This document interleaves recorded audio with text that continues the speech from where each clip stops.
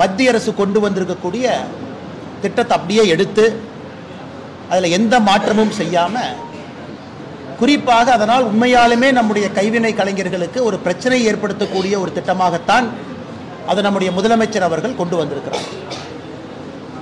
இது பாரத பிரதமர் நரேந்திர மோடியை கொண்டு வந்திருக்கக்கூடிய விஸ்வகர்மா திட்டத்திற்கு நேர் எதிரான ஒரு திட்டம் மட்டுமல்ல, நிச்சயமாக விஸ்வகர்மா சமுதாயத்திற்கும் கைவினை கலைஞர்கள் எல்லோருக்குமே ஒரு பிரச்சனை ஏற்படுத்தக்கூடிய திட்டமாக தமிழக பாரதிய ஜனதா கட்சி அதை பார்க்குது. ஆனால் இன்று முதலமைச்சர் அவர்களுக்கு நாங்கள் ஒரு கேள்வி கேட்கிறோம். ஏன்னா நீங்க தான் சொன்னீங்க நான் அதானியை சந்திக்கலை. நாங்கள் உங்களுடைய மருமகனும் அதானி அவர்களும் சந்திச்சாங்க அப்படிங்கிற குற்றச்சாட்டு வைக்கிறோம். ஆனால் உங்களுடைய மருமகன் சந்திக்கிறது நீங்க சந்திக்கிற மாதிரி தானே. உங்க மருமகன் சந்திக்கவே இல்லை நீங்க சட்டமன்றத்தில் நாளைக்கு சொல்லுவீங்களா? சபரீஷன் அவர்கள் இதுவரை அதானி நிறுவனத்தை சார்ந்த யாரையும் ஒரு லீலா பேலஸ் ஹோட்டல்லையோ அவருடைய வீட்டிலையோ சென்னையில் இன்னொரு இடத்துல சந்திக்கவில்லை என்று சொல்லட்டும், சந்திச்சாரு நாங்கள் ப்ரூஃப் கொடுக்குறோம். இந்த 3 விஷயங்கள் உங்களிடம் சொல்ல வேண்டும். இதையெல்லாம் பத்திரிகை நண்பர்கள் நீங்கள் மக்கள்கிட்ட எடுத்துகிட்டு போனால் அதே நேரத்தில் உங்களுக்கு இருக்கக்கூடிய கேள்விகளுக்கு பதில் சொல்வதற்கு நாங்கள் கடமைப்பட்டிருக்கின்றோம்.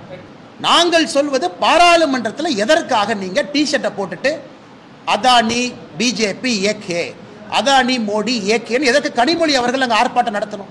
நீங்கள் தமிழகத்தில் எல்லா கான்ட்ராக்டையும் கேன்சல் பண்ணிடுங்க, பண்ணிட்டு நீங்கள் பேசுங்க, உங்கள் குற்றச்சாட்டுக்கு நாங்கள் பதில் சொல்கிறோம். நாங்கள் முதலிருந்து சொல்வது உங்களுடைய இரட்டை வேடத்தை தான் முதலிருந்து சொல்லுகின்றோமோ தவிர வேற எதையும் நாங்கள் சொல்லவில்லை. அதனால் தமிழகத்தில் நாங்கள் தொடர்ந்து குற்றச்சாட்டுவது மாநில அரசினுடைய நிதி நிலைமை அதல பாதாளத்தில் இருக்கு. இவர்களை நம்பி எந்த ஆக்கப்பூர்வமான வேலையும் பண்ண முடியாது. அதனால தான் ஸ்கூல் ஒழுகுது, அதனால தான் ரோடு போடாமல் இருக்கிறாங்க, அதனால தான் மருத்துவமனையில் லைட்டு போட்டு கேண்டில் லைட்டில் செவிலியர் பிரசவம் பார்க்குறாங்க, அதனால தான் மருத்துவமனையில் நேற்று நர்ஸு ஒரு செவிலியர் ஆப்ரேஷன் பண்ண போய் ஒருத்தவங்க இறந்துட்டாங்கிற குற்றச்சாட்டு. தினமும் தமிழக அரசு மருத்துவமனையில் ஒரு பிரச்சனை வெளியே வருதுன்னா என்ன அர்த்தம்? ஒரு காக்கா சாப்பிட்ட வடை மாதிரி இருக்குது. அதுக்கு நாங்கள் ஒரு பதில் போடுறோம். என்னையா ஒரு இந்தியா மேப்பையா தப்பாக போடுறீங்க மாநில அரசு சார்பானா அந்த ட்வீட்டை டெலீட் பண்ணிவிட்டு எஸ்கேப் ஆயிட்டாங்க. உதயநிதி ஸ்டாலின் அவர்கள் அந்த வெள்ளத்தில் நடந்து போகும்போது இந்த ராஜா கை தட்டு அந்த காலை காட்டுற மாதிரி காட்டுறாங்க. அதனால் டிஐபிஆர் தன்னை திருத்தி கொள்ள வேண்டும், எல்லா செய்திகளும் வெளியே கொண்டு வர வேண்டும்.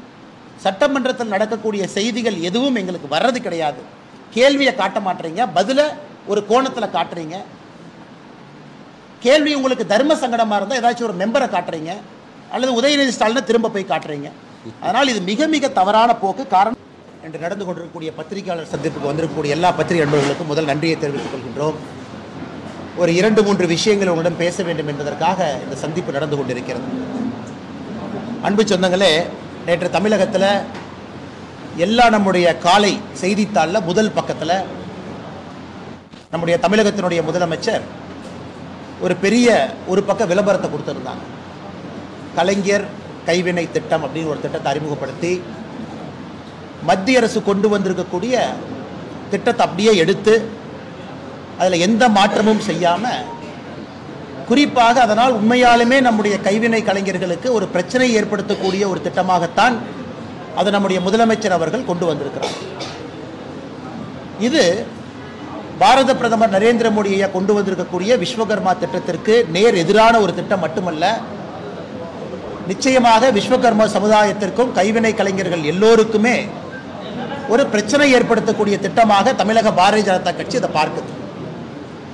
பிரதமர் அவர்கள் கொண்டு வந்திருக்கக்கூடிய விஸ்வகர்மா திட்டத்தில் 18 வயசுக்கு மேல் இருக்கக்கூடிய விஸ்வகர்மா சமுதாயத்தில் 5 சமுதாயமும் 13 இதர சமுதாயமும் 18 சமுதாயம், அவர்களுக்கு 18 வயசுக்கு மேல் இருக்கிறவங்களுக்கு 3 லட்சம் ரூபாய் வரை அவர்களுக்கு மானியம், வட்டியில்லா கடன், அவர்கள் தொழில் தொடங்குவதற்கான உபகரணங்கள், ட்ரைனிங்கான பயிற்சிக்கான செலவு எல்லாம் கூட அதில் இருக்கு.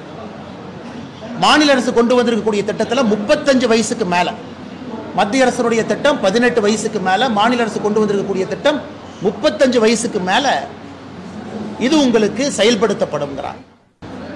இரண்டாவது, பாரத பிரதமருடைய திட்டம் மிக தெளிவான ஒரு திட்டம். கிராம அளவில் மக்களால் தேர்ந்தெடுக்கப்பட்ட உள்ளாட்சி பிரதிநிதிகள் இதை அப்ரூவ் பண்ணணும். அதன் பிறகு மாநில அரசு போர்ட்டலுக்கு வரும், மத்திய அரசுக்கு வரும். கிட்டத்தட்ட 8 லட்சத்திற்கும் மேற்பட்டவர்கள் தமிழகத்தில் இதுக்கு பதிவு செஞ்சிருக்கிறாங்க.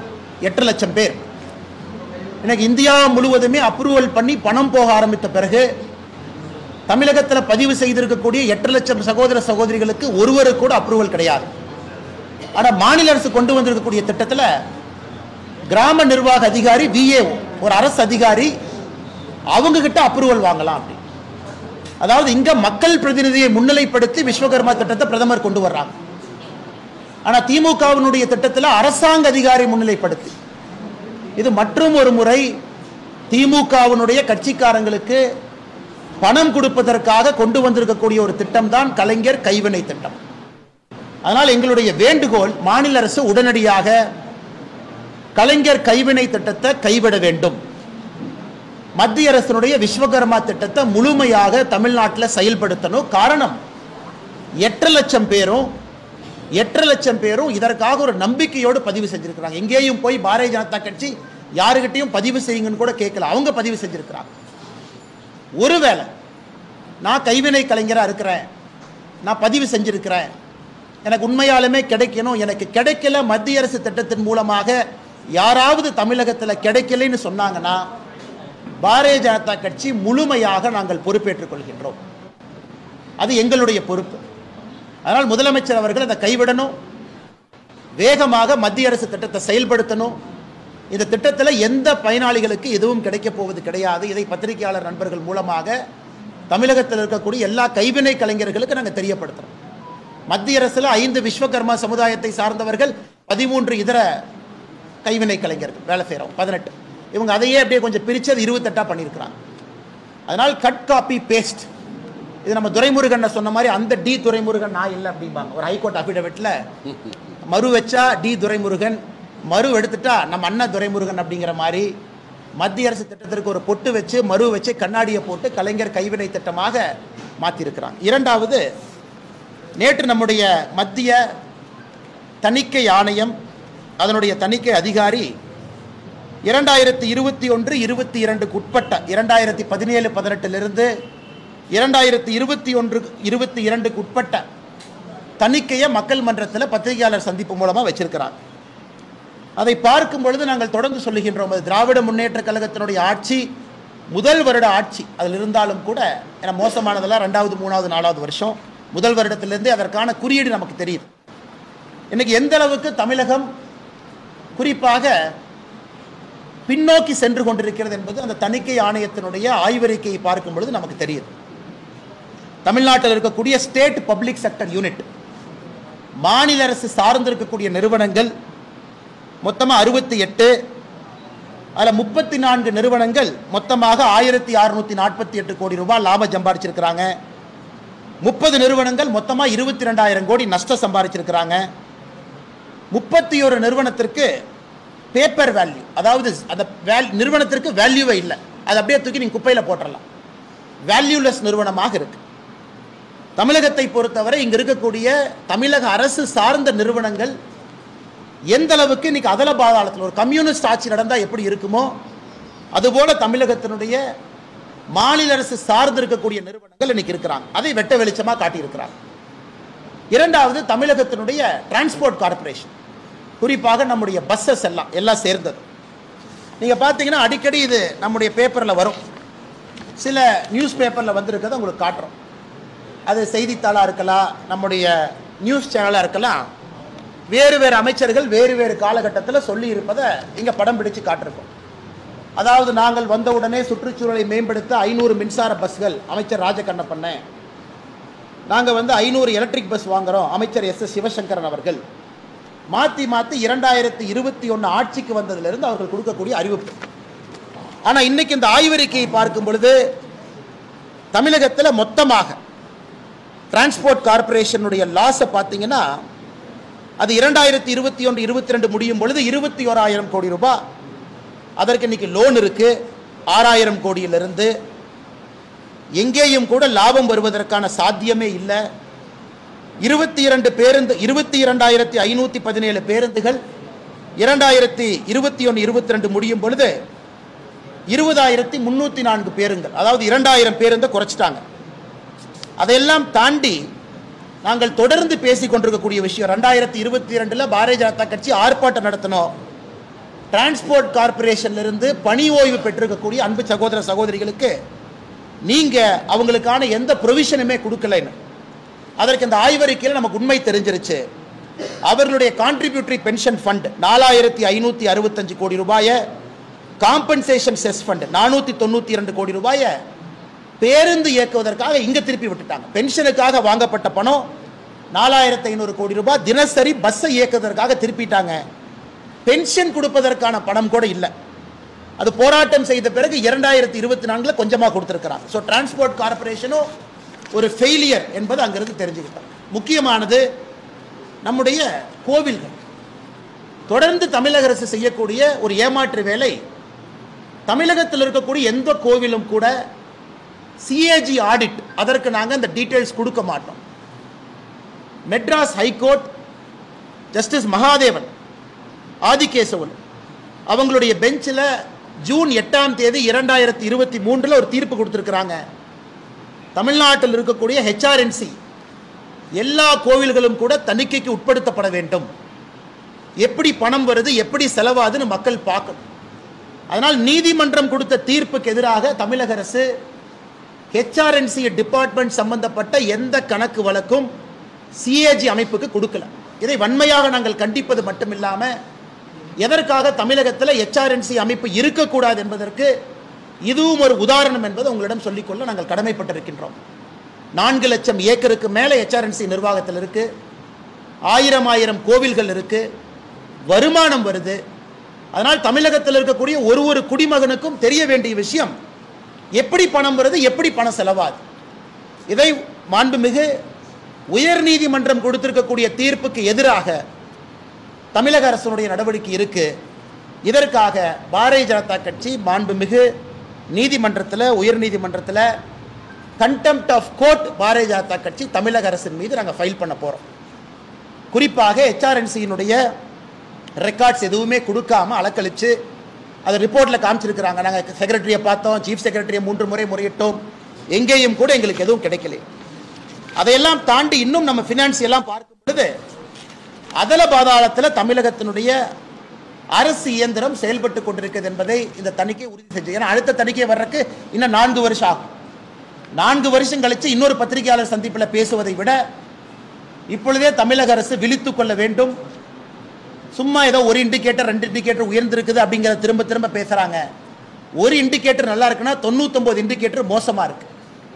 அதனால் இன்னைக்கு நம்முடைய மீடியா நண்பர்களுக்கும் அன்பான வேண்டுகோள், இந்த சிஏஜி ரிப்போர்ட்டை நீங்கள் கொஞ்சம் நல்லா அனலைஸ் பண்ணி உங்களுடைய சேனலில் செக்டார் வைஸாக நீங்கள் போடணும். ஹெல்த் எப்படி இருக்குது, எஜுகேஷன் எப்படி இருக்குது, சோஷியல் செக்டர் எப்படி இருக்குது, ஒரு டிபார்ட்மெண்ட்டும் எப்படி இருக்குது, உயர்ந்திருக்கா தாழ்ந்திருக்கா என்பதையெல்லாம் நீங்கள் உங்களுடைய பத்திரிகை சேனல் மூலமாக, பிரிண்ட் எலக்ட்ரானிக் மீடியா மூலமாக நீங்கள் மக்களுக்கு எடுத்து காட்ட வேண்டும். நாங்கள் உங்களுக்கு சில விஷயங்களை மட்டும் குறிப்புகளை கொடுக்குறோம், நீங்கள் அதை டீட்டெயிலாக எடுத்துகிட்டு செல்ல வேண்டும் என்பது எங்களுடைய ஆசை. 3வது, நாங்கள் அதானிக்கும் திமுக அரசு கான்ட்ராக்ட் கொடுத்துருக்கிறாங்க அப்படிங்கிறத தொடர்ந்து பேசுகிறோம். அதற்கு ஒரு அமைச்சர் என்ன சொல்றாரு, இல்லை அது அதிமுக ஆட்சியில் கொடுத்தாங்க, நாங்கள் கொடுக்கல. அதற்கு நாங்கள் சொல்றோம், இல்லை நீங்க ஆட்சிக்கு வந்த பிறகு மறுபடியும் நீங்க கொடுத்துருக்கிறீங்களே, கமுதி சோலார் பவர் பிளான்ட்டுக்கு நீங்க கொடுத்துருக்கிறேன். அதனால் முதலமைச்சர் அவர்கள் நேற்று சட்டமன்றத்தில் பேசும் பொழுது எதிர்கட்சிகள் என் மேல அபாண்டமான குற்றச்சாட்டு வைக்கிறாங்க, நான் அதானியை சந்திச்சதே இல்லை அப்படின்னு. எங்கேயும் கூட பாரதிய ஜனதா கட்சி மாண்புமிகு முதலமைச்சர் அவர்கள் அதானியை சந்திச்சாங்கன்னு நாங்கள் சொல்லல. அதானியை சந்திப்பது குற்றமும் அல்ல. நீங்க அதானிக்கு கான்ட்ராக்ட் கொடுத்துருக்கிறீங்க அப்படிங்கிறதா எங்களுடைய கேள்வி முதல்ல இருந்து. ஆனால் இன்று முதலமைச்சர் அவர்களுக்கு நாங்கள் ஒரு கேள்வி கேட்கிறோம். ஏன்னா நீங்க தான் சொன்னீங்க நான் அதானியை சந்திக்கல. நாங்கள் உங்களுடைய மருமகனும் அதானி அவர்களும் சந்திச்சாங்க அப்படிங்கிற குற்றச்சாட்டு வைக்கிறோம்.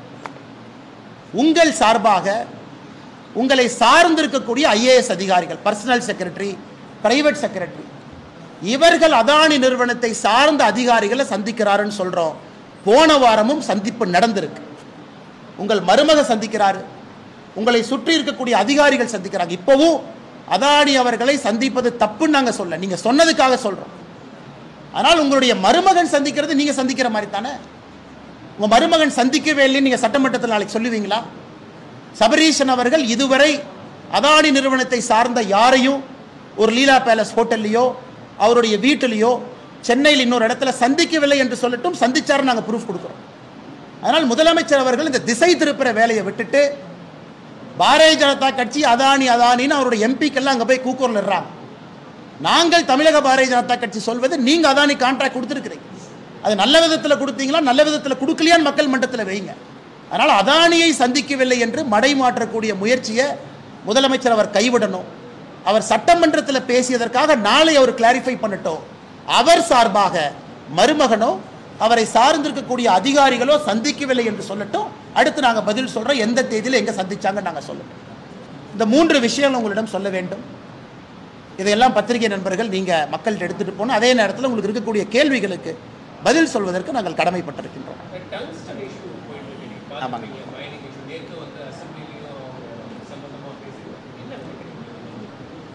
நாம் எங்க பாரதிய ஜனதா கட்சியினுடைய நிலைப்பாடு, எங்களுடைய மாவட்டத்தினுடைய தலைவர்கள், பாரதிய ஜனதா கட்சியினுடைய அந்த பகுதியினுடைய தலைவர்கள் எல்லாம் விவசாய நண்பர்களை சந்தித்து பேசிட்டு இருக்காங்க.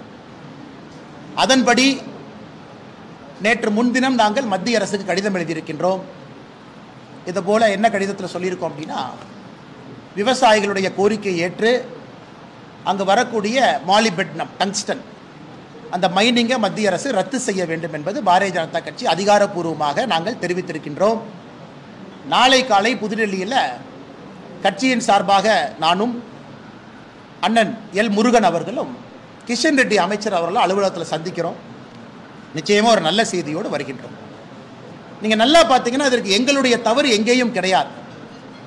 தொடர்ந்து நாங்கள் பேசிக்கொண்டிருப்பது, திமுக அரசு பிப்ரவரியில் ஒரு இங்கிலீஷ் பத்திரிகையில் ஆர்டிக்கல் வருது, மாநில அரசை சார்ந்த அதிகாரிகள் மத்திய அரசுக்கு இன்புட் கொடுத்துருக்குறாங்க, இந்த டங்ஸ்டன் எடுப்பதற்கான சாத்தியக்கூறுகளை பற்றி பேசியிருக்காங்க. இன்னைக்கு முதலமைச்சர் அவர்கள் சட்டமன்றத்தில் வெள்ளை அறிக்கை தாக்கல் செய்யட்டும். மாநில அரசு சார்பாக எந்த அதிகாரியுமே பேசல, எந்த அதிகாரியும் மத்திய அரசுக்கு இன்புட்டே கொடுக்கல அப்படின்னு அவங்க சட்டமன்றத்தில் சொல்லட்டும். அதை வைத்து ஒரு ஆங்கில பத்திரிகை ஒரு அதிகாரியை கோட் பண்ணி எழுதியிருக்கிறாங்க. அந்த ஆங்கில பத்திரிகையினுடைய பேர் நான் சொல்ல விரும்பலைங்கன்னா அது எல்லாத்துக்கும் தெரியும். அவங்க ஸ்டோரி எழுதியிருக்கிறாங்க பிப்ரவரியில். 10 மாதம் கழித்து இன்னைக்கு இதை பிரச்சனையாக எழுப்புவதற்கு காரணம் என்ன? பாரதிய ஜனதா கட்சி எப்போதும் விவசாயிகளோடு இருக்கின்றோம். பிரச்சனை உருவாக்கியது திமுக. மத்திய அரசு ஜார்க்கண்ட் உட்பட தமிழகம் உட்பட டங்ஸ்டன் மைனிங் எல்லாம் கொடுத்துருக்கிறாங்க. ஆனால் விவசாய நண்பர்கள் கேட்டுக்கொண்டதற்கு இணங்க நாங்கள் பாரதிய ஜனதா கட்சி மத்திய அரசு கடிதம் எழுதியிருக்கின்றோம். சட்டமன்றத்தில் எங்களுடைய சட்டமன்ற குழு தலைவர் அண்ணன் நயினார் நாகேந்திரன் அவர்கள் சட்டமன்றத்தில் பேசியிருக்கிறாங்க. அதனால் நல்ல முடிவோடு நாங்கள் வருகின்றோம். அது நிச்சயமாக விவசாய பெருமக்களுடைய குரலை எப்பொழுதும் மோடி அவங்க கேட்பாங்க. இந்த முறையும் அது நடக்கும்.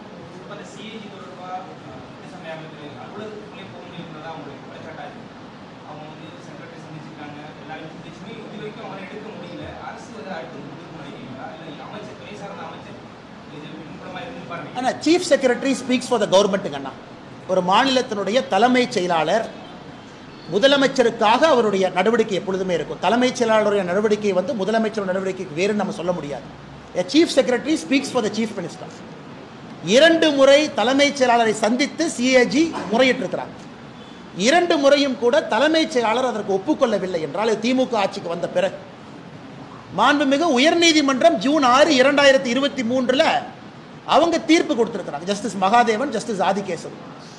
அப்படி இருந்து இவர்கள் மதிக்கவில்லை என்றால் எதையோ மறைக்க முயற்சிக்கிறாங்க. அது தெள்ள தெளிவா தெரியுது, வெட்ட வெளிச்சமா தெரியுது. எதையோ மறைக்க முயற்சிக்கிறீங்க. நீங்க ரெண்டல் இன்கம் எங்கிருந்து வருது, யாரு கொடுக்குறாங்க, இதை கண்டுபிடிச்சிருவாங்கன்னா? இல்ல ஆளுங்கட்சிக்காரங்க கையில கோயில் நிலம் இருக்கிறத கண்டுபிடிச்சிருவாங்களா? இல்ல ஆளுங்கட்சிக்காரங்க ₹1 வாடகை கொடுக்கறத கண்டுபிடிச்சிருவாங்களா? அதனால் எதை மறைப்பதற்காக முதலமைச்சர் நேர்மையாக இருந்தால், அரசு நேர்மையா இருந்தால் தணிக்கை பண்ணிட்டு வெள்ளை அறிக்கை கொடுக்கலாமே. பாருங்க, நல்லபடியா கோயில் நடத்துறோம். இந்த பாஜக சும்மா சொல்றாங்க. நல்லபடியாக கோயில் நடத்தி இருந்தால் எதற்காக நீங்கள் அதை மூடி நாங்கள் தணிக்கைக்கே வரமாட்டேன்னு சொல்லணும். 2 முறை அந்த துறையினுடைய உயர் அதிகாரி செயலாளரை பார்க்குறாங்க, 2 முறை தலைமைச் செயலாளரை பார்க்குறாங்க. அப்படி இருந்தும் கூட அவர்களுக்கு அந்த இன்புட் கிடைக்கவில்லை என்றால் திமுக அரசு எதையோ மறைக்கிறாங்க. அதில் எந்த மாற்று கருத்தும் இல்லை. அதனால்தான் contempt of court Bharatiya Janata கட்சி நாங்கள் செல்ல இருக்கிறோம்.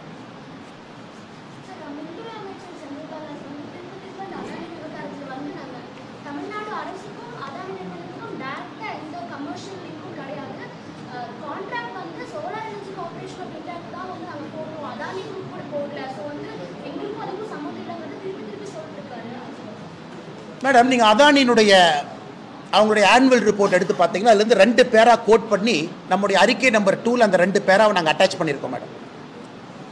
அதாவது தமிழக அரசை பொறுத்தவரை கரெக்ட், இந்திய அரசு ஒரு லெவலுக்கு மேலே எல்லாமே சோலார் எனர்ஜி கார்பரேஷன் மூலமாக கீழே கொண்டு வந்துட்டாங்க.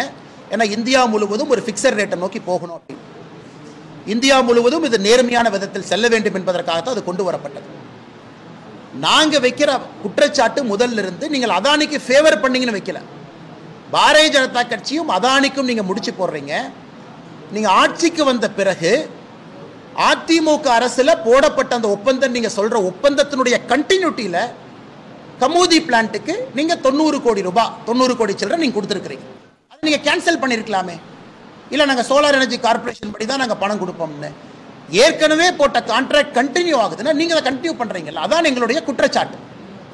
இதை அமைச்சர் அவர்கள் இங்கேன்னு சுற்றி வர்றாங்க. நீங்கள் அதை கொடுத்தனால நீங்கள் பாரதிய ஜனதா கட்சி அதானின் பேசுவதற்கு உங்களுக்கு உரிமை இல்லை என்பதுதான் எங்கள் முதல் குற்றச்சாட்டு. அதனைக்கு முதலமைச்சர் ஒருபடி மேலே போய் அதானி சந்திக்கவே இல்லைங்கிறாங்க. அதானியை சந்திப்பது தப்பு நாங்கள் எப்பவுமே சொல்லிங்க. ஏன் தமிழகத்தில் அம்பானி அவர்கள் திருமண அழைப்புதல் கொடுத்த பொழுது முதல் ஆளாக இங்கிருந்து ஓடி போனது யாரு? துணை முதலமைச்சர் போனாங்க. அம்பானி அவர்கள் துணை முதலமைச்சருக்கு மட்டும் இன்விடேஷன் கொடுக்கலீங்க, எனக்கு இன்விடேஷன் கொடுத்தாங்க. பாரதிய ஜனதா கட்சி மாநில தலைவருக்கும் வீட்டுக்கு வந்து அம்பானி நிறுவனத்தினுடைய உயரதிகாரிகள் இன்விடேஷன் கொடுத்துட்டு தான் போனாங்க. எதற்கு நான் பப்ளிக்ல சொல்றேன் அப்படின்னாங்க, ஓடி போய் நான் இருக்கேன். அதனால நீங்க அதானி அம்பானி பாரதிய ஜனதா கட்சின்னு எதற்கு சொல்ல வேண்டும்? ஒருத்தவங்க வருவாங்க, எல்லாத்தையும் பார்ப்பாங்க, பரஸ்பரம் ஒரு நட்பு மெயின்டைன் பண்ணுவாங்க. அந்த வந்தால்தான் ஒரு நாடு வளர்ச்சி அடையும், ஒரு மாநில வளர்ச்சி அடையும். அது தவறு கிடையாது. நீங்க போங்க பாருங்க. நாங்கள் சொல்வது பாராளுமன்றத்தில் எதற்காக நீங்க டி-ஷர்ட்டை போட்டுட்டு அதானி பிஜேபி ஏகே, அதானி மோடி ஏகேன்னு எதற்கு கனிமொழி அவர்கள் அங்கே ஆர்ப்பாட்டம் நடத்தணும்? நீங்க தமிழகத்தில் எல்லா கான்ட்ராக்டையும் கேன்சல் பண்ணிருங்க, பண்ணிட்டு நீங்க பேசுங்க. உங்க குற்றச்சாட்டுக்கு நாங்கள் பதில் சொல்றோம். நாங்கள் முதலிருந்து சொல்வது உங்களுடைய இரட்டை வேடத்தை தான் முதலிருந்து சொல்லுகின்றோமோ தவிர வேற எதையும் நாங்கள் சொல்லவில்லை.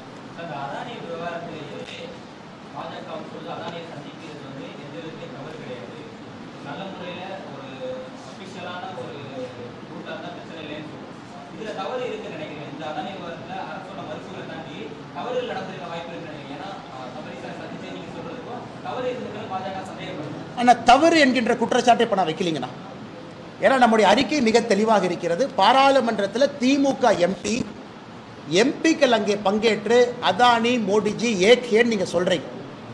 எந்த ஆதாரத்தில் சொல்கிறீங்கிறது முதல் கேள்வி. இரண்டாவது கேள்வி, அப்போ எங்களுக்கும் அதானி நிறுவனத்திற்கும் தமிழக அரசுக்கும் தொடர்பு இல்லையா அப்படிங்கிறத மக்கள்கிட்ட தெளிவுபடுத்தணும். நாளைக்கு அதானி வந்து தமிழகத்துக்கு நான் 1 லட்சம் கோடி இன்வெஸ்ட் பண்ணுறேன்னா யாராக இருந்தாலும் சிவப்பு கம்பளத்தை போட்டு வரவேற்கலாம். காரணம், தொழில் வருது, வேலை வாய்ப்பு வருது, மக்களுக்கு வேலை கிடைக்குது. நாங்கள் குற்றச்சாட்டு இதுவரை வைக்கலீங்கன்னா, நாங்கள் சொல்வது இல்லைன்னு நீங்கள் ஒத்துக்கலாம். இல்லை இருக்கு, நீங்கள் அதானி கொடுத்துருக்கீங்க. அப்படி இருக்கும் பொழுது பாரதிய ஜனதா கட்சி ஆளுகின்ற மாநிலத்தில் அதானி கொடுத்துருக்குறாங்க, அதனால ஃபேவர் பண்ணுறாங்கன்னு நீங்கள் சொல்கிற குற்றச்சாட்டில் எந்த உண்மை இருக்கிறது என்பதுதான் எங்களுடைய தொடர் கேள்வி. ஏன்னா முதலமைச்சர் அவர்கள் நான் அதானி சந்திக்கல அப்படிங்கிறாங்க. நாங்கள் எங்கேயுமே முதலமைச்சர் அவர்கள் அதானியை சந்திச்சாங்க சந்திக்கலின்னு சொல்லவே இல்லை. முதலமைச்சரே வாலண்டியரா வந்து நான் அதானியை சந்திக்கவில்லை என்று நீங்க சொல்றனால, அப்ப உங்களை பொறுத்தவரை அதானியை சந்திக்கிறது தப்புன்னு நீங்களே சட்டமன்றத்தில் உங்களுடைய உள்மனதை சொல்லும் பொழுது உங்கள் சார்பாக யாராவது சந்திச்சிருந்தா தப்பு தானே? நீங்க நான் சந்திக்கலின்னு சொல்றீங்க. அதனால் முதலமைச்சருக்கு நாங்கள் வைக்கக்கூடிய கேள்வி, நீங்க சந்திக்கலின்னு சொல்றனால உங்க மருமகன் சந்திக்கலின்னு நீங்க சொல்றீங்களா? மறுபடியும் சொல்றாங்க, நான் சந்திப்பது தவறு கிடையாது. நாளைக்கு அதானி 1 லட்சம் கோடி கொடுக்குறேன்னா சந்திச்சு தான் ஆகணும். மாநிலத்தில் வாங்க பணம் கொடுங்க. நீங்களே வாலண்டியரை ஏன் நான் சந்திக்கலைங்க?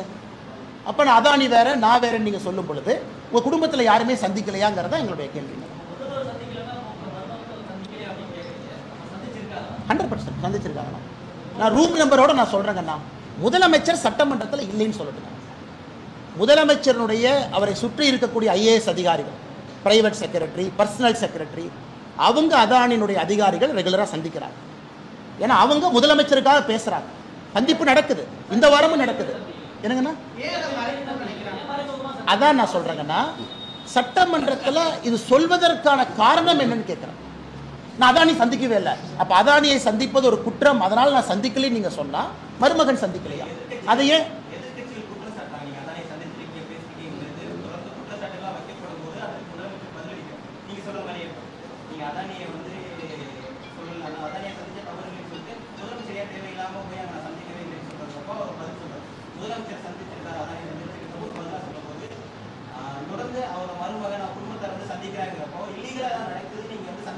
அண்ணா இப்போதைக்கு அதுக்குள்ள நாங்கள் போக விரும்பலைங்கண்ணா.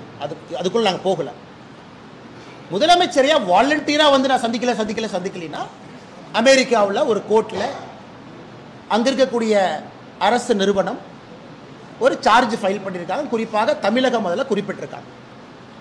அதில் தமிழகத்தினுடைய மின்சார கொள்முதலை குறிப்பிட்டிருக்கிறாங்க. இங்கே நடந்திருக்குன்னு சொல்கிறாங்க. பாரதிய ஜனதா கட்சியினுடைய தொடர் குற்றச்சாட்டு, உங்களுக்கு அது ஜூரிஸ்டிக்ஷன் இல்லைங்கிறது நம்ம குற்றச்சாட்டு. அமெரிக்காவிலேருந்து நீயே எங்களுக்கு சொல்கிறேன், அது உங்கள் ஜூரிஸ்டிக்ஷனே கிடையாது. எங்கள் நாட்டில் பிரச்சனை இருந்தால் நாங்கள் அதை பார்த்துக்கிறோம்.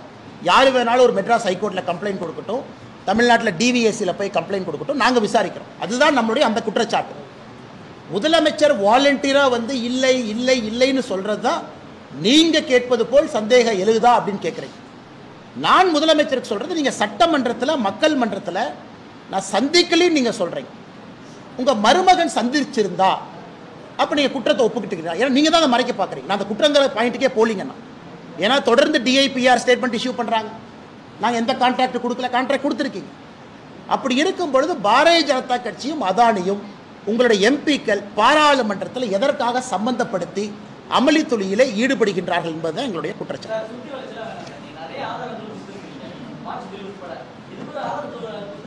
முதலமைச்சர் இல்லைன்னு சொல்லிட்டோம். சுவாரஸ்யம் இருக்கணும். முதலமைச்சர் வந்து சட்டமன்றத்தில் இல்லை, அவர் பொய் சொல்றாரு, என் குடும்பத்திலே யாரையும் சந்திக்கலன்னு சொல்லட்டும், அப்புறம் ஆதாரம் கொடுக்கணும் சொல்லட்டுங்க. தலைவா, எத்தனை விஷயத்தை நாங்களே கொடுக்குறோம், கொடுக்காமையா பேசுறோம், எவ்வளவு விஷயம் கொடுக்குறோம், நிறைய கொடுக்குறோம். அவர் இல்லைன்னு சொல்லட்டும், அவர் தான் நேற்று சொன்னாரு. சொல்லுங்கண்ணா.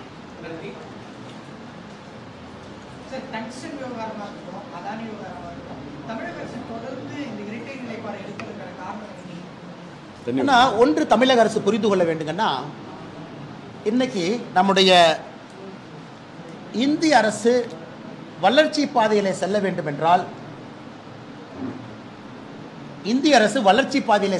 என்றால்,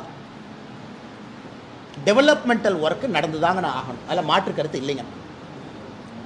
டங்ஸ்டன் விகாரத்தை பொறுத்த வரைக்கும் அது நியாயமான ஒரு விஷயம். காரணம், சமணர் படுகை இருக்கு, மெகாலித்திக் பரியல் சைட் 2000 ஆண்டுகள் பழமை எல்லாம் இருக்கு, அழகர்மலை பக்கத்தில் இருக்கு. ஓகேங்கண்ணா. இன்னைக்கு மத்திய அரசு எல்லா விஷயமும் கூட தமிழகத்திற்கு கொண்டு வரும் பொழுது எல்லாத்தையும் முட்டுக்கட்டை போட்டுக்கிட்டே இருந்தாங்கன்னா அது முன்னாடி போகாது. நீங்கள் ஆக்கப்பூர்வமாக என்கேஜ் பண்ணி, இல்லை பிரச்சனை இல்லாத ஒரு பகுதிக்கு மத்திய அரசை கூட்டிகிட்டு போங்க. அதெல்லாம் அங்கே சொல்லுவோம், ஆக்கப்பூர்வமான அரசியலை வைப்போம்.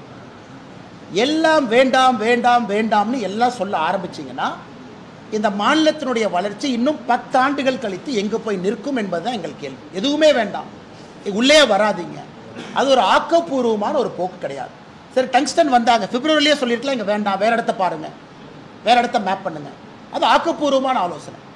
இன்னைக்கு பிரச்சனையான பிறகு 10 மாதம் கழித்து நாங்கள் முதல்லிருந்து விரோதம் அப்படின்னா அதான் நாங்கள் கேட்குறோம். உங்கள் அதிகாரிகள் பேசவே இல்லையா? வெள்ளை அறிக்கை சட்டமன்றத்தில் கொடுங்க. அதிகாரிகள் பேசி இருக்கின்றாங்க. இல்லாட்டி மத்திய அரசு பொய்யான செய்தி குறிப்பு கொடுப்பாங்களா? மத்திய அரசினுடைய செய்தி குறிப்பில் தமிழக அரசு எங்கிட்ட பேசுனாங்கன்னு அவங்க சொல்கிறாங்க. அப்போ மத்திய அரசு பொய் சொல்கிறாங்களா? கிடையாது. அதனால் முதலமைச்சர் அவர்கள் ஒரு ஸ்டாண்ட் எடுங்க. டெவலப்மெண்ட்டா நோ டெவலப்மெண்ட்டா, அந்த டெவலப்மெண்ட் எந்த மாதிரி? ஸோ நீங்கள் போராட்டம் வெடிக்குது, அதன் பிறகு நான் ஸ்டாண்டை மாற்றினேன் அப்படிங்கிறது ஒரு நல்ல முதலமைச்சருக்கு அழகு கிடையாது.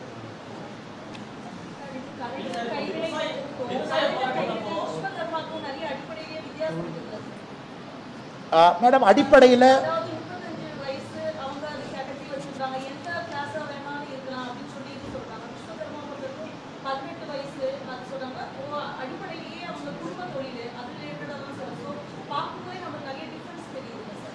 மேடம் இங்கே பாருங்க, 18 வயசு தமிழக அரசுக்கு நான் கேள்வி கேட்குறேன். 18 வயசுலேருந்து 35 வயசு வரைக்கும் நீங்கள் சொல்லியிருக்கக்கூடிய இந்த 28 தொழில் ஒரு சகோதரன் சகோதரி செய்கிறாருன்னா ஏன் நீங்கள் லோன் கொடுக்கல? தமிழக அரசுக்கு நான் வைக்கக்கூடிய கேள்வி, இல்லை 35 வயசுக்கு மேலே தான் நான் லோன் கொடுப்பேன், இதே மத்திய அரசு 18 வயசுக்கு மேலே கொடுக்குறாங்க, ஏன் நீங்கள் கொடுக்கல? சரி, நான் வந்து இந்த குலத்தொழில் குற்றச்சாட்டு சொல்கிறேன், அப்போ 18 வயசு நீங்கள் வச்சுருக்கலாமே. அவங்களுக்கு தெரியும் கேட்ச்மெண்ட் ஏரியாவே ரொம்ப குறைவான பேர் தான் அப்ளை பண்ணுவாங்க. இதில் 8,52,000 பேர் அப்ளை பண்ணியிருக்காங்கன்னா அது ஒரு 3 லட்சம் 4 லட்சம் தான் பண்ணுவாங்க. இரண்டாவது, மத்திய அரசை பொறுத்தவரை எங்கேயும் குலத்தொழில்னு சொல்லிங்க மேடம், பேரலெல்லாம் உங்களுக்கு முத்ரா கடன் இருக்கு. முத்ரா கடன் யாருக்கும் மத்திய அரசு இல்லை என்று இதுவரை சொல்லவே இல்லை. இந்தியாவில் முத்ரா கடன் திட்டத்தில் அதிக பயனாளிகள் தமிழ்நாடு இருக்காங்க. இந்த 8 லட்சம் பேர் இதில் பயன்படுத்தும். இதில் யாராச்சும் இல்லாமல் இருந்தாங்கன்னா முத்ரா கடன் திட்டம் இருக்குது, அதில் பயன்படுத்தும். எதற்காக ஒரு அரசியலுக்காக தடுக்கின்றீர்கள் என்பது எங்கள் கேள்வி. இதே ஆர்கியூமெண்ட்டை தமிழக அரசுக்கு வைக்கிறோம். ஆதி திராவிட டெவலப்மெண்ட் கார்பரேஷன், அதில் என்ன சொல்கிறீங்க? ஆதி திராவிட இளைஞராக இருந்தால், யூத்தாக இருந்தால் முடி திருத்தக்கூடிய ட்ரைனிங் கொடுக்குறீங்க, வேலை வாய்ப்போடு அயன் பாக்ஸ் ட்ரைனிங் கொடுக்குறீங்க. அது குலத்தொழில் இல்லையா? இது தமிழகத்தினுடைய ஆதி திராவிட டெவலப்மெண்ட் கார்பரேஷன் நடத்தக்கூடிய திட்டம். தமிழகத்தினுடைய புதிய கல்விக் கொள்கை ஜஸ்டிஸ் சந்துரு, அதில் என்ன சொல்கிறீங்க? மீனவர்களுடைய குழந்தைகளாக இருந்தால் தட்டச்சு பயிற்சி சொல்லிக் கொடுக்குறோம். அது குலத்தொழில் இல்லையா? அதனால் நாங்கள் கேட்பது, இதை குலத்தொழில்னா இதை ஏன் குலத்தொழில் இல்லைன்னு நீங்கள் சொல்கிறீங்க? இன்னைக்கு யாராவது வந்து இல்லைங்க ஐயா நான் கயிறு திரிக்கிறேன், நான் எனக்கு லோன் வராமல் இருக்குன்னு குற்றச்சாட்டு சொன்னாங்கன்னா அவர்களுக்கு முத்ரா திட்டத்தில் இருக்கு. இன்னைக்கு எல்லோருமே அதில் கவராங்க. 8 லட்சம் பேர் வாலண்டியர் ரெஜிஸ்டர் பண்ணுறாங்க. தமிழக அரசுடைய எதிர்ப்பை தாண்டி அந்த 8 லட்சம் பேர்த்தை ஏன் நீங்கள் தடுக்கிறீங்கள் தான் எங்களுடைய கேள்வி. அதே நேரத்தில் உங்களுடைய அமைப்புகள் நடத்தக்கூடிய ட்ரைனிங்கும் இது போல இருந்து அதையும் குலத்தொழில் நாங்கள் குற்றச்சாட்டு சொல்கிறோமே, அதையே நீங்கள் ஏற்றுக்க மாட்டீங்க.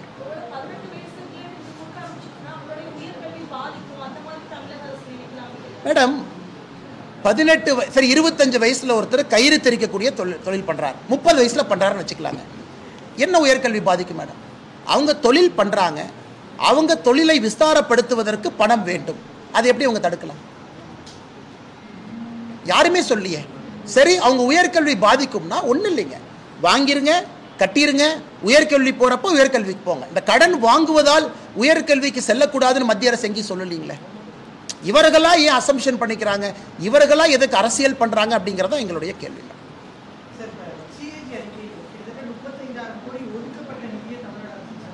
நல்ல கேள்விங்கண்ணா. அதில் குறிப்பாக பாருங்கன்னா 1000 கோடி ரூபாய் தொடர்ந்து நாம் வைக்கக்கூடிய குற்றச்சாட்டு. குறிப்பாக திமுக அரசுடைய முதல் ஆண்டில் SC ST சப்ளான்ல பட்டியலின சகோதர சகோதரிகள், பழங்குடியின சகோதர சகோதரிகளுக்கு வந்திருக்கக்கூடிய பணத்தை 1000 கோடி ரூபாயை திருப்பி அனுப்பியிருக்காங்க. செலவே செய்யாம மத்திய அரசுக்கு மாநில அரசு அனுப்பியிருக்கிறாங்க. அதையும் இந்த CAG அறிக்கை சுட்டி காட்டியிருக்கிறாங்க. கேட்டால் சமூக நீதி பேசுவாங்க, ஆனால் SC ST சப்ளான்ல வந்திருக்கக்கூடிய 1000 கோடி ரூபாய் அப்படியே அனுப்பிச்சிருக்கிறாங்க. அதனால் இதையெல்லாம் வாய்க்கிலேயே பேசக்கூடிய திமுக அரசு, ஆனால் அது ஆரம்பம் தான். நம்ம அடுத்த ரிப்போர்ட் தான் முழுமையாக பார்க்கணும். ஆரம்பமே சரியில்லாமல் இருக்கும் பொழுது இன்னும் 3 ஆண்டுகள் கழித்து இதை பார்க்கும் பொழுது நீங்கள் பாருங்க, கடன் மட்டும் எவ்வளோ வாங்கியிருக்கோம் பாருங்கண்ணா. 2022-23க்கான கடன் பாருங்க, 90,000 கோடி ரூபாய், 90,481 கோடி ரூபாய் 2022-23. 2018 நம்முடைய ஸ்டேட் ஜிடிபிக்கு கடன் வந்து 22%. 2022-23 அது 29% போயிடுச்சு. இன்னைக்கு மத்திய அரசுடைய சீலிங் லிமிட்ல தமிழக அரசு இருக்கு. அதனால் தமிழகத்தில் நாங்கள் தொடர்ந்து குற்றச்சாட்டுவது, மாநில அரசினுடைய நிதி நிலைமை அதல பாதாளத்தில் இருக்கு. இவர்களை நம்பி எந்த ஆக்கப்பூர்வமான வேலையும் பண்ண முடியாது. அதனால தான் ஸ்கூல் ஒழுகுது, அதனால தான் ரோடு போடாமல் இருக்கிறாங்க, அதனால தான் மருத்துவமனையில் லைட்டு போட்டு கேண்டில் லைட்டில் செவிலியர் பிரசவம் பார்க்குறாங்க, அதனால தான் மருத்துவமனையில் நேற்று நர்ஸு ஒரு செவிலியர் ஆப்ரேஷன் பண்ண போய் ஒருத்தவங்க இறந்துட்டாங்கிற குற்றச்சாட்டு. தினமும் தமிழக அரசு மருத்துவமனையில் ஒரு பிரச்சனை வெளியே வருதுன்னா என்ன அர்த்தம்? இவர்கள் தமிழகத்தை சரியான முறையில் வழி நடத்தலை. CAG ஆய்வறிக்கை சொல்லுது. அது தினமும் கூட உங்கள் டிவியில் நீங்கள் ஒரு இஷ்யூவாக போடுறீங்க அப்படிங்கிறத எங்கள் குற்றச்சாட்டுங்க. அதனால் நாங்கள் திராவிட மாடல்னு வாய்க்கிலே எதுக்கு பேசுகிறீங்க? எது திராவிட மாடல் என்பது எங்களுடைய தொடர் கேள்வியாக இருக்கு. வேறங்கண்ணா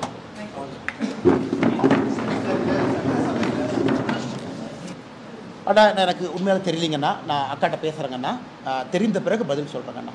ஸோ மா சுப்பிரமணியம் அவர்கள் சட்டமன்றத்தில் ஒரு தவறான விஷயத்தை அமைச்சராக சொல்லியிருந்தாங்கன்னா அது தவறு தான். இருந்தும் வானத்தி அக்காவே அந்த மேட்ரு உங்கள்கிட்ட பேச சொல்கிறேங்கண்ணா. எனக்கு தெரியல, ஃபாலோ பண்ணுறேன்.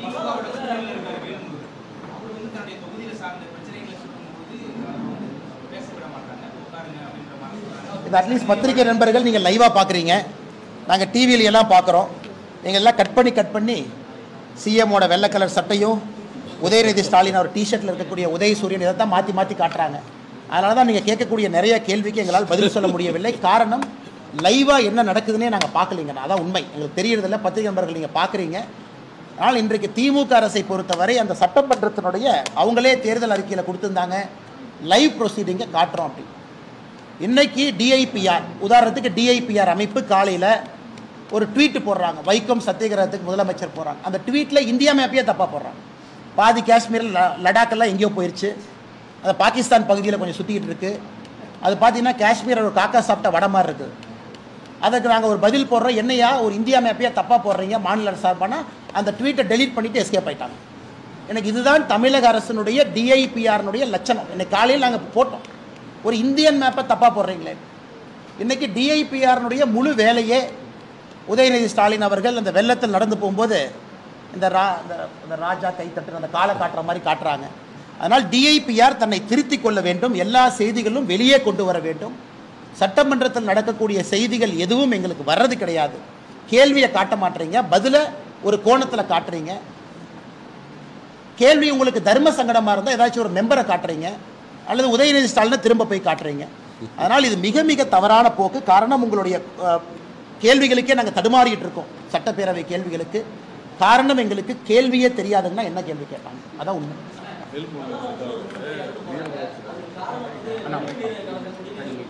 அண்ணா கொஞ்சம் சத்தமாக சொல்லுங்க. நான் சாரி, கரெக்ட்.